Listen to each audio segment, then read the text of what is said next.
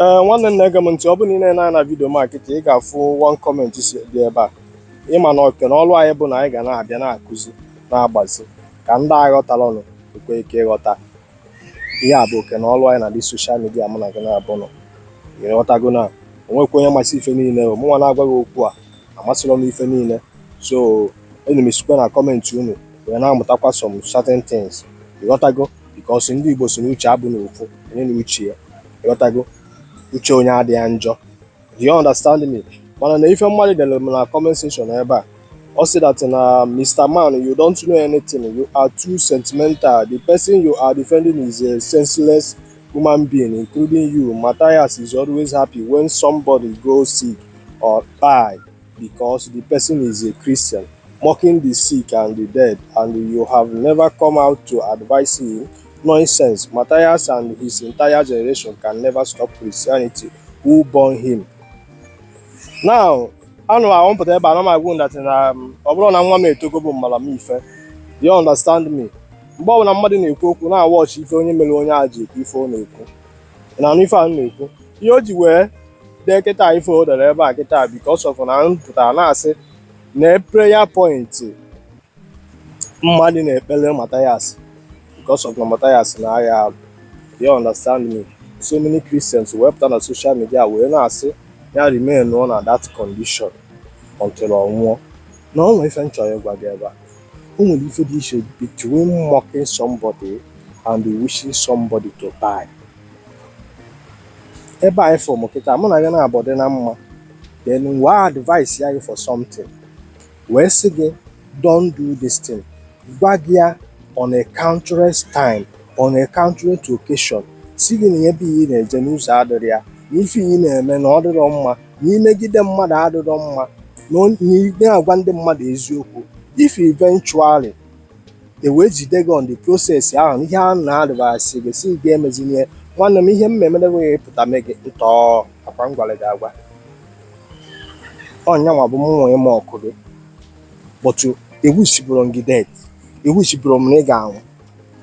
You have who's if an body mocking somebody and wishing somebody to die.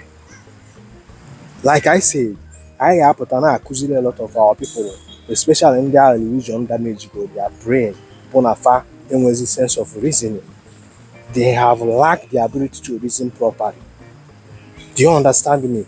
They will go any rent to defend this white man religion you put at an Africa. We make it when we found our safe hate. Today, the same people in that's why their religion only take in on a befa for their just never Ghana. He will take good visa befa safe on our bow wahala. Malo again a fagan on any go Africa to go to their country. Fair which I go vision 50-50, vision 100-100. Man, I'm not gonna abon or can I boss in Nigeria. From Hesman and I know insecurity need to solve why hospital I had that function properly or good easy booze or kind way or both city electricity or both running water kind way or both sewage in a street or both on the fire service and a road property. Everything is tearing apart, and this religious being goes and the religious pulpit bandits appetizer and now I'm going to kill a lion and spirit, no spirit to solve your problem. They know they come as well, but as they were not going if I found I'm going to go for us.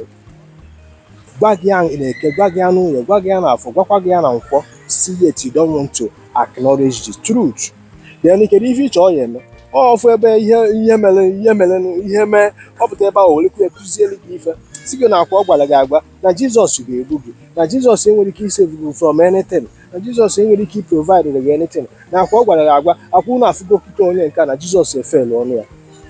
Because to you, he believes that Jesus can solve every problem. He believes that Jesus will provide for you. He believes that Jesus will defend you. He believes that Jesus will heal you. He believes that Jesus will fight your battle. Now, but that Jesus will fail. We can feature what I see. Oh, will he have many ways?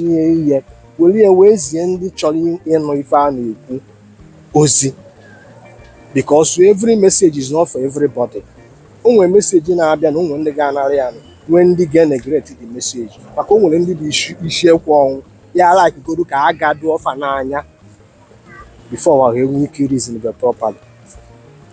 and ada achọ eziokwu mma etu ọ bụla o si wee bịa goes. And if I'm not worried, so you can reason like this our brother wake up, know the difference between mocking somebody and wishing somebody to die or wishing something to happen to somebody. But that hasn't happened now. You see the only obonaji Christianity is in the Bible. Onye aga anwụ. Actually, na Bible that says suffer wishing not to live. Ka ọ na-agụ that Bible. Ime onye ohi na-ekpeli ekpele ka ọ dị ndụ. Onye a na-enye poison ga na-ekpeli ekpele ka ọ dị ndụ. Onye ahụ kwuchiri ụzọ ka o gbuo gị ma ọ ka o kidnap gị, ị suppose ị na-ekpeli ekpele ndụ. Onye ekpele ọnwụ ka ị ga na-ekpeli ya. You don't pray to your enemies. Onye dị ka mụ.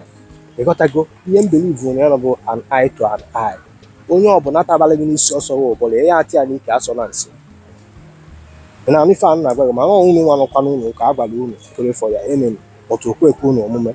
Mana aghọta that na o nwere ife dị iche between mocking somebody and wishing somebody evil or wishing somebody to have problem.